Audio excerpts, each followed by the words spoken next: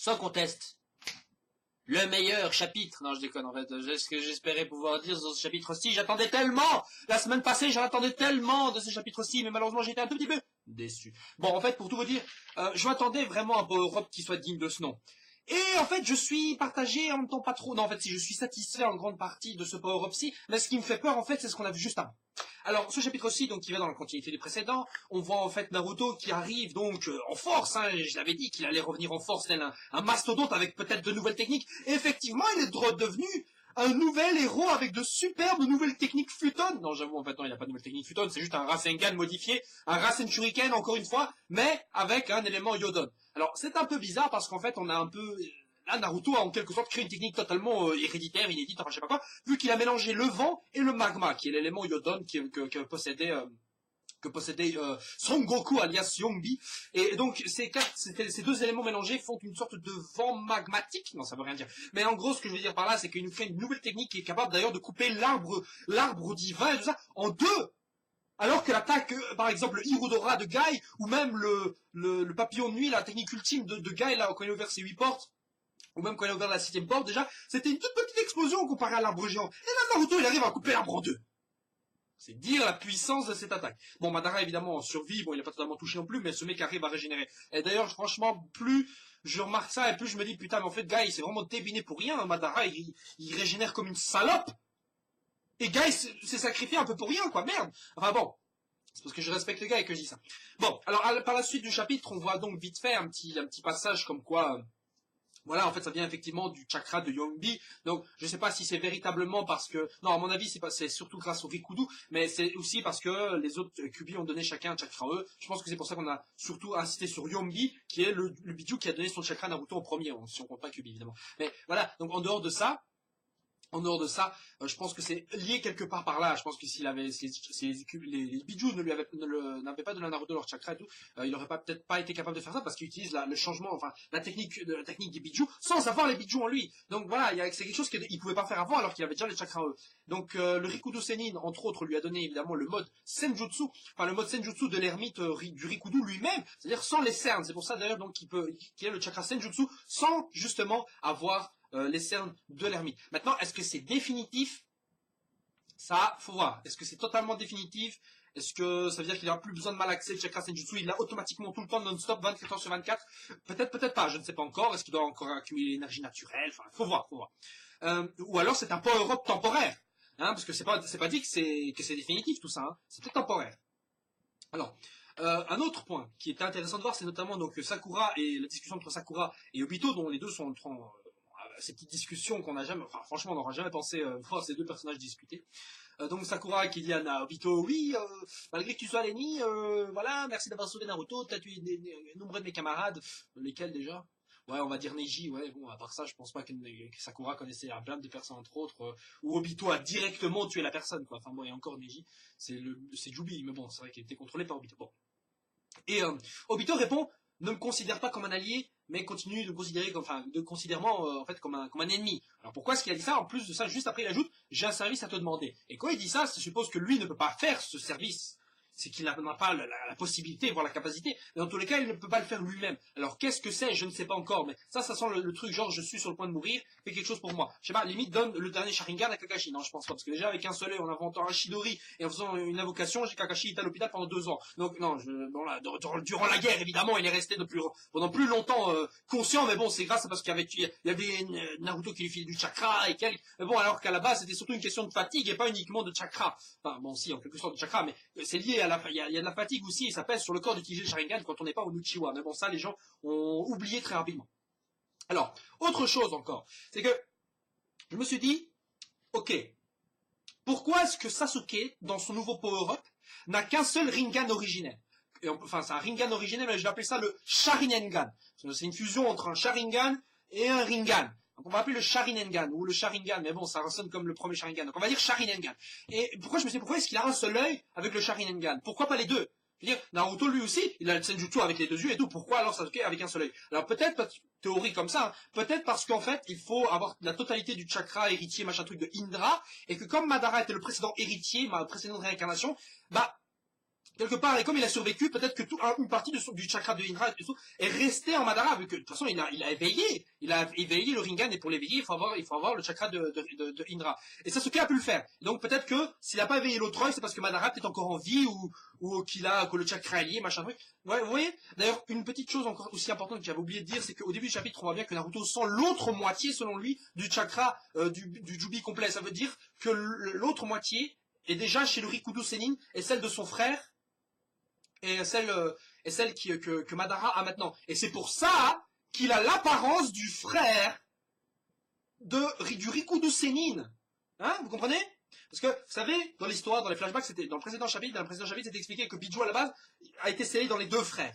Et après, on sait que le Rikudo Sennin, il a transformé en 9 Biju. Alors, le chakra de l'autre frère, on ne sait pas ce qui est arrivé. Mais vu que Naruto a senti ce chakra-là, enfin, l'autre moitié du chakra, on sait pas, on suppose que c'est vis-à-vis du Rikudo, parce que ça veut dire qu'il a senti autre part, et la seule personne qui puisse être capable de donner cette impression, de ce sentiment de chakra, c'est le Rikudo. C'est-à-dire que le chakra du deuxième frère, enfin, non, ouais, le chakra du frère est déjà revenu en fait chez le Rikudo. Donc, c'est ce que je viens de dire tout à l'heure est une connerie. Non, mais en gros, oui, le chakra du frère est allé chez le Rikudo, et la partie Biju que lui il avait, il a créé 9 Biju.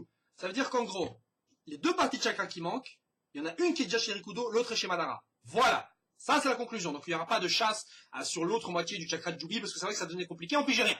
Mais ça sous-entend aussi que le Jubi lui-même n'a pas toute sa puissance. Hein?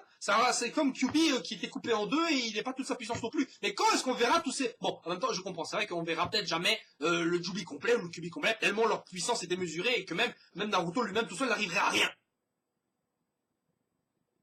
Ce qui est logique. Donc, de ce point-là, je pense qu'on a réglé cette question. Alors, Madara a entendu d'ailleurs une voix. Hein. Il a entendu une voix. Une voix avec des yeux blancs et le Sharingan original, enfin le Rinnegan, ouais, le Sharingan sur le front. Ça vous rappelle pas quelqu'un? Si. C'est Kaguya, ça ne peut être que elle. Kaguya Otsutsumaki, j'ai oublié, enfin la mère du Rikudo Sennin. Donc, elle a parlé à Madara. Alors, ça suppose qu'elle était méchante à la base?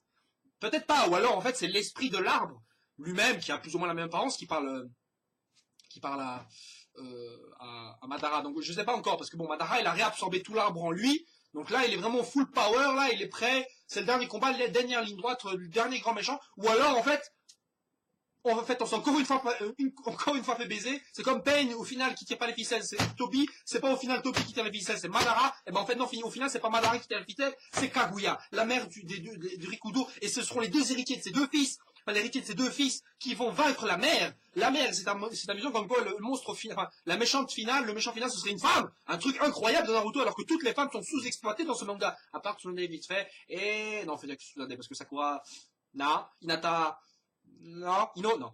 Donc de ce côté-là, je peux dire que voilà, si c'est Kaguya, ce serait pas mal, mais j'ai l'impression qu'on tire aux longueurs l'histoire, alors qu'à la base, ce manga devait terminer en 2014. Donc en supposant que il nous reste quoi en 2014, il reste combien de mois? Il reste, attends, on est en avril, mai, juin, juillet, août, septembre, octobre, novembre, décembre. Bon, il nous reste 8 mois environ, sachant qu'il y a un tome environ tous les 3 mois, qui regroupe donc 8 chapitres, non, enfin 2 semaines, donc 2 semaines, donc 8 mois, 8 fois 4, ça fait 32 chapitres, donc ce qui fait, wow, attends, c'est pas possible ça. Il nous reste 4 tomes environ, c'est tout. Il nous reste 4 tomes environ. 4 à 5 tomes, si on veut élargir. Mais 4 à 5 tomes, c'est rien. Vous vous rendez compte? Et donc, dans tout ça, il faut essayer s'il y a Kaguya, il faudrait essayer de caler son combat, et les flashbacks, il nous resterait 2 tomes, on va dire. Et là, il y a le combat, mais c'est un combat de Naruto et Sasuke, il doit se dérouler plus d'un tome. Merde, quoi, c'est le combat final. Et après, le dénouement, qui, se déroulera sur 2-3 chapitres. Donc, on va être dans les temps, Mais c'est vrai que Kishimoto avait déclaré il y a quelque temps, oui, effectivement, voilà. Bientôt, vous allez voir qui est le véritable méchant de l'histoire. Et le fait qu'on introduise Kaguya comme le dernier méchant, si c'est le cas, eh ben, ce serait un peu trop bizarre, je trouve. Mais bon, j'espère qu'en fait, non, elle va pas vraiment intervenir, que Madara sera le dernier vrai méchant, que voilà, Kaguya, réincarnation en lui, je sais pas quoi. Et donc peut-être, voilà. Bon, certains m'avaient dit, oui, mais en fait, Kaguya, c'est l'ancêtre du clan Kaguya de Kimimaro. En plus, ils ont les deux petits points là. Mais bon, Kaguya, c'est le prénom de la mère, alors que Kaguya, c'était le nom de famille de Kimimaro. Vous voyez, c'est comme si je disais le clan Naruto, ou le clan Sasuke, ou le clan, je sais pas moi, le clan Obito. Mais non, c'est le clan Uchiwa, le clan Uzumaki. Vous voyez ce que je veux dire, quoi. Donc, bon, sinon ce serait le clan Utotsumaki. Bon, j'ai oublié, enfin, Utsutsuki, j'ai oublié le nom de famille de Kaguya et du Rikudo, j'ai oublié le nom de famille, mais vous voyez que moi je pensais que c'est comme ça que ça marche. Merde, le clan Senju, il a beau être hyper vieux, le clan Senju reste le clan Senju, vous voyez. Donc ne me dites pas, oui, mais le nom de famille il a changé, voilà. En plus de ça, si Kimimaro est effectivement le descendant de Kaguya, il aurait eu le Byakugan, hein, il aurait eu le Byakugan. Et ben non, il l'a pas eu. Tout ce qu'il a eu, c'est un truc avec les os, qui est une technique héréditaire en plus de cela. Donc c'est un truc qui passe de génération en génération de leur clan, c'est comme le Sharingan. Et on voit que Kaguya, elle n'avait pas de truc sur les os. Bon, si on voit qu'elle a fait effectivement une technique vis-à-vis des os, je sais pas quoi, manipulation du calcium dans le corps, machin. Bon, là, d'accord, mais bon, ça collerait pas trop. Voilà, je réponds donc à ces gens-là. Alors maintenant, d'autres choses qui sont plus ou moins importantes dans ce chapitre aussi, c'est le nouveau design de Naruto. Alors, je l'avais dit, depuis l'arc Pain, Naruto avait perdu en charisme niveau prestance, et le manteau de chakra de Kyuubi était pas terrible, je trouve. Mais là, il retrouve la classe. Là, il ressemble vraiment d'ailleurs à la jaquette. Il y a une jaquette dans Naruto, je sais plus c'était laquelle exactement, mais il y avait une jaquette où on le voyait au-dessus comme ça, avec une grande cape comme ça, et au centre, comme ça, comme sur son ventre, il y avait les 9 bijoux. Mais j'ai oublié c'était laquelle exactement, mais bon, vous pouvez rechercher sur internet. Mais vous voyez alors, si vous voyez quel tome je parle, ce que je veux dire. Et on voit en plus de ça qu'il a deux bâtons noirs, plus les 9 boules derrière lui qui représentent le chakra des Jubi, le chakra des différents bijoux. C'est pas pour rien, pas pour rien que c'est lié au bijou, hein. C'est pas pour rien que c'est important de dire ça, parce que sinon, Nagato aurait eu aussi ces boules-là. Or, il ne les a pas. Donc, certains diront, eh, mais pourquoi est-ce que, je sais pas, pourquoi est-ce que Sasuke il a pas les boules noires vu qu'il a maintenant le Rinnegan? Pourquoi est-ce que Nagato les a pas eu ou quoi? Non, c'est lié au bijou et pas au Rinnegan. Donc c'est pour ça que Naruto d'ailleurs peut l'utiliser. Donc allez pas croire que c'est aussi lié au chakra Senjutsu. Hein. C'est pas lié au chakra Senjutsu. Donc Hashirama lui-même ne peut pas avoir ses boules noires. C'est vraiment lié à la puissance de tous les bijoux mélangés. Hein. Voilà. Et donc il a deux bâtons comme ça. Et donc est-ce qu'il va nous créer un nouveau style? Parce que j'ai jamais vraiment vu Naruto se battre avec des bâtons comme ça. C'est pas les bâtons de pèlerin non plus, ou alors on les voit pas très bien. Mais en tout cas c'est pas le cas. C'est juste des belles bâtons noirs, un peu comme ceux qu'avait Pain, plus ou moins. Et je trouve ça intéressant parce que justement au combat final, je me suis dit non, j'ai pas envie de voir quand même Naruto combattre avec un petit kunai de merde, le sabre bien stylé de Sasuke. Eh ben non, là on aura maintenant ce bâton noir. Si le Power Up est définitif. Mais en tout cas il aura ce bâton noir. Donc il y aura un vrai clash de puissance. Au début, quand j'avais vu Danzo par exemple combattre Sasuke, il avait utilisé une technique d'épée de vent sur son kunai. Je me suis dit, putain, ce serait trop la balle que Naruto cette technique-là. Et au final, est-ce qu'il a eu? Non, il n'a pas eu du tout. Est-ce qu'on verra de nouvelles techniques de Futon peut-être? Non, je pense pas.